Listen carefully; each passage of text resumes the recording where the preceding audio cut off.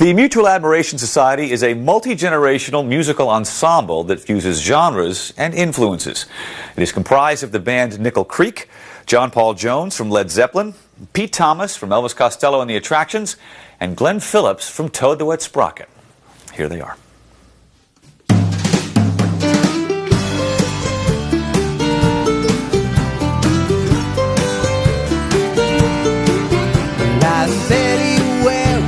Talk too much, so easy for me to get out of touch. Part of the show, much better served, you let me go. There is something that you want me to be. It's impossible, oh, can't you see? For the sake of the world, just forget about me. Subjects are so you won't be surprised when I miss my mind. Like a song, airplane crashes, see what's coming next, can't turn back.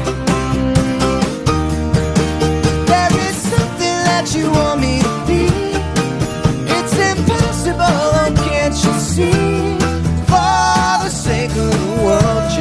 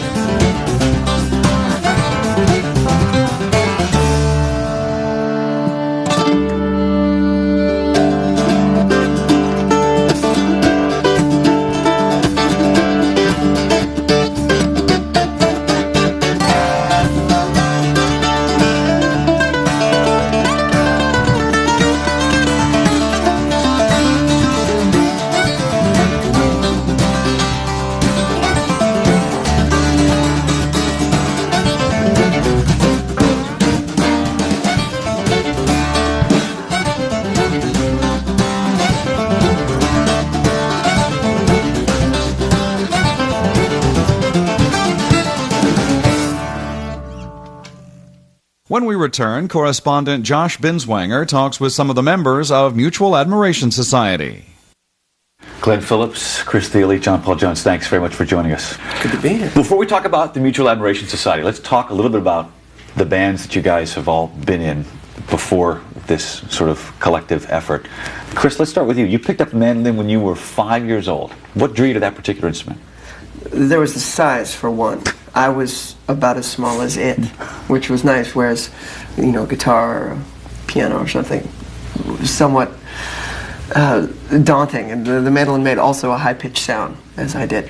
So all of those things, all of those things drew me towards it. Also, I was going to, where I saw it first was this pizza place in Southern California, and the leader of this bluegrass band that played there every Saturday night played a mandolin, and I was into leaders of things. I wanted to be the quarterback, I wanted to be the pitcher, and the leader of this band was a mandolin player, so I wanted to play the mandolin.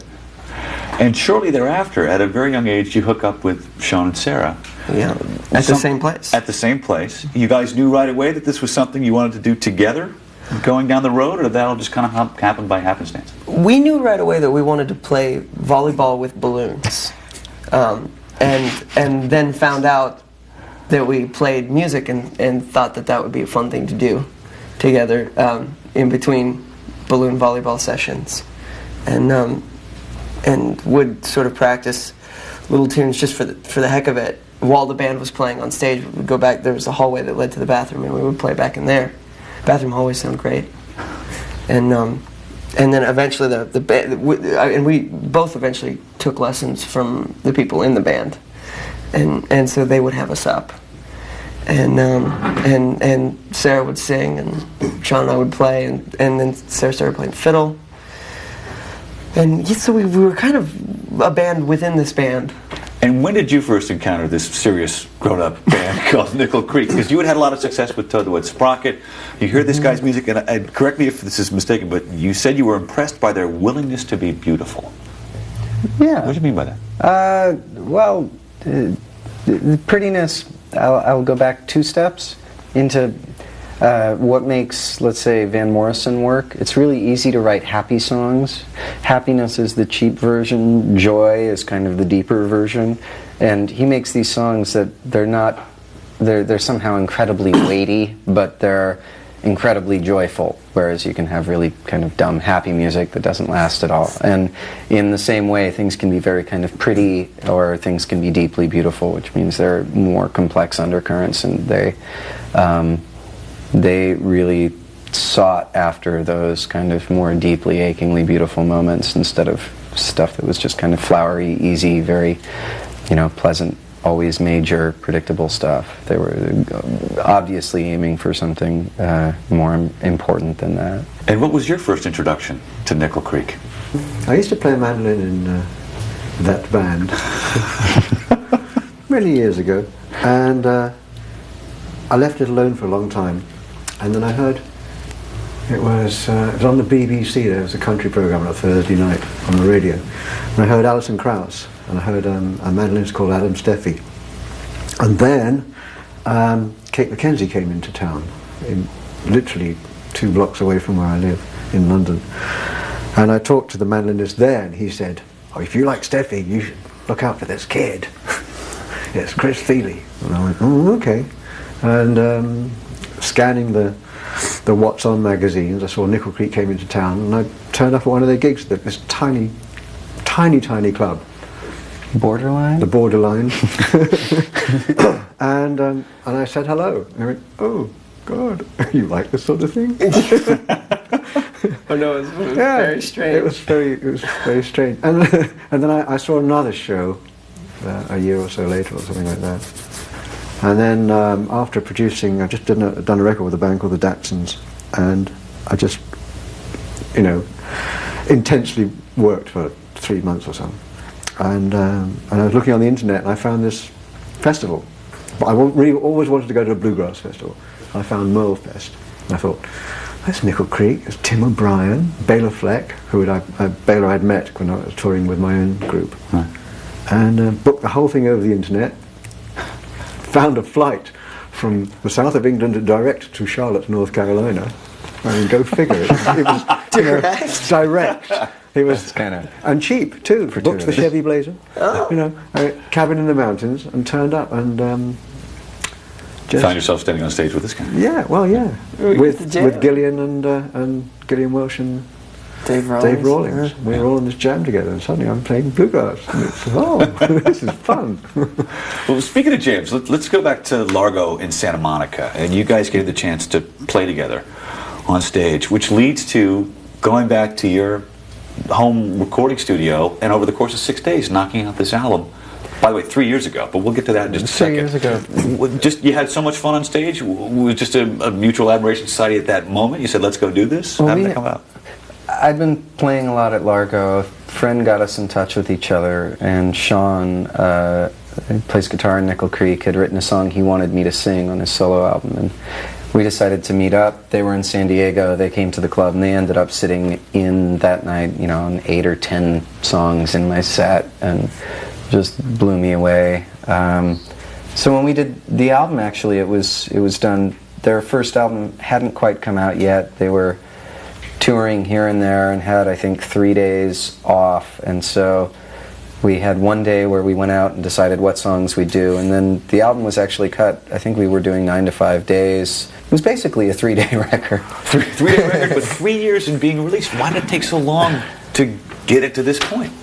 No one can actually really say. It just became one of those things that time would blend into time, and then there would be more time, and so it's funny because it was such a quick, not thought out at all. I had just finished a record. There were a few leftover songs. We had no time at all. We got together. We did it for nothing in my garage. I mean, so the album itself, it's a very, it's a very little thing. It was unrehearsed essentially, and just kind of plopped out. I mean, it's a beautiful little record, but it was not trying to be anything other than a few people getting together for a couple days. But in talking to all three of you at different points before we sat down here, it's fun. You're having a good time on this tour. Putting this project together on a whim was a lot of fun. You're having a great time sort of ripping into the catalog of old tunes and experimenting on stage. How did you get involved with this particular tour? Because it's a hell of a rhythm section. I mean, it's historic. It's just like you pitch yourself on stage going, what are these guys doing here? Because you and Pete, and you've also said that while you're rocking harder than you've ever rocked before, in terms of the four of you, John and Pete are just kind of sitting up out there trying not to fall asleep. And they're not trying to fall asleep. No, I wouldn't say that. It's not necessarily. I will say that Nickel Creek shows are now in danger of finishing every song with like that. Kind of different for bluegrass, and the jump. Gotta have jump. But no, I was sufficiently inspired by Moelfest to go home and start writing and do a record for myself. And then I got this message from Chris, "You want to come for a month on a bus?" Like, do you know? Oh, okay. And how much of what happens on stage is improvised and how much is sort of planned out ahead of time? Because you are dipping into your respective catalogs throughout the course of these performances. Well, we had 4 days, I think, to rehearse something like 25 songs. And so there was... That they had never heard before. Yeah, they had never heard before, and if they're not rhythmically complicated, they're harmonically complicated. Harmonically complicated. There's really only a handful of simple songs in the set. So it ended up... the amount of work that, while it's not necessarily screaming rock, it's a huge amount of work to get these songs together. But there's a lot of improvisation as well. They're all different every night. Is there any desire to record some of these live performances? We're recording them all. You're recording them all. So, because the energy from these shows is fantastic and different from it's been amazing. I think everybody's getting pushed. I've never been pushed this hard musically in my life, and I've never. Being in this company is obviously just a dream. So I think everybody's had to work in ways. Chris has been the drummer forever in his band. Mandolin has a and all of a sudden there's a drummer and he's playing differently. Everybody is having to adjust and learn, and it's really intense, but it's been wonderful. You should have seen him at rehearsal when you realised there was a drummer. There was a point where we went... I know. The music's still going. Now, this ensemble for this tour, it's a fairly short tour, quick tour, but something you'd like to pick up and do again? 6 months, a year, a couple of years down the road, or you're just going to let it sort of hang out there and see what happens? There's no plans for the future. I mean, obviously, in some way or another, we've always talked about doing other projects, but it's a project, not necessarily a band. So whoever is excited at any given time who wants to get together and do any given thing will do it. And so They can call an emergency meeting. yeah, I mean, the society together. I'm going to see how the rest no of it firm goes plan. personally. Jury's still out. Yeah. And what specifically is coming up for each of you in the next couple months? You've got an album coming out in February? yeah, I have an album out in February on Lost Highway Records, and still don't have a name for it, but quite excited about getting back with that. And what's next for you? I have a solo record coming out October 13th, and it is deceptively titled Deceiver. It's not quite so ominous as that. But, and then Nickel Creek's working on another record, which should hopefully be out sometime early this spring. Okay. And before we ask you about your next project, you just attended a symposium, a mandolin symposium in Santa Cruz. How was that? You said it was like mandolin camp. It was mandolin camp. Symposium is a very fine word, but camp it was. I mean, it was. There was no indoor plumbing. Yes, it was bare rooms and beautiful campus with redwoods and deer and raccoons and about 120 people carrying funny little cases. That was very strange, but it was great. And I learned like some great instructors, Mike Marshall, Mike Compton, Dave Grisman, Radim Zenkor, Chris, the Energizer Bunny, as he was known in the. And it was great. I learned a bunch of stuff, and I met a lot of really nice people. So on the heels of mandolin camp and this tour, what's up next for you? I'm going back to start work on the solo album that I should be working on at this moment. But even more inspired and certainly with better chops. Well, it's a pleasure for us to have you guys here. Thank you for taking the time to be with us, and good luck with the rest of the tour. Thank you. Thanks very much. Mutual Admiration Society is in stores now. For more information, go to sugarhillrecords.com. Breakfast with the Arts will continue in a moment with more from Mutual Admiration Society. Breakfast with the Arts continues now with the musical collective Mutual Admiration Society.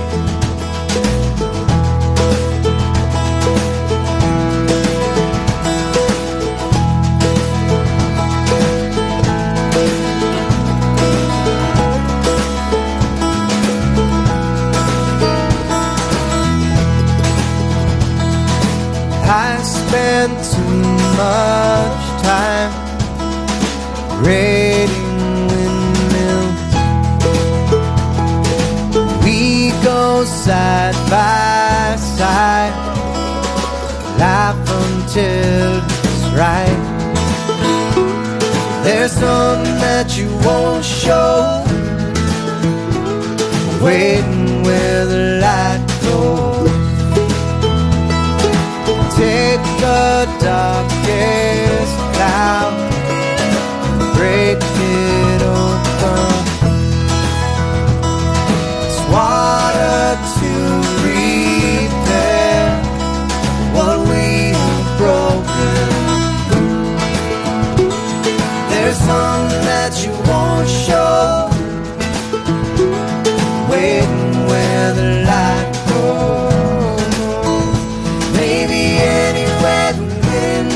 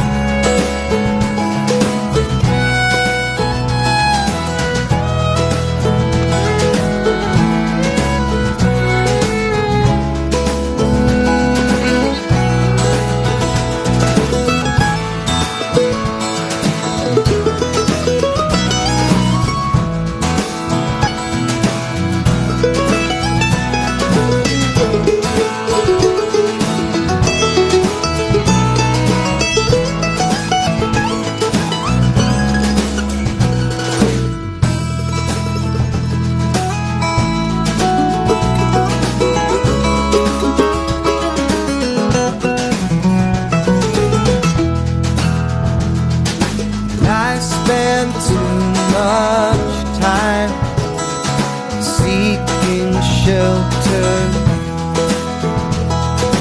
World without him couldn't alter.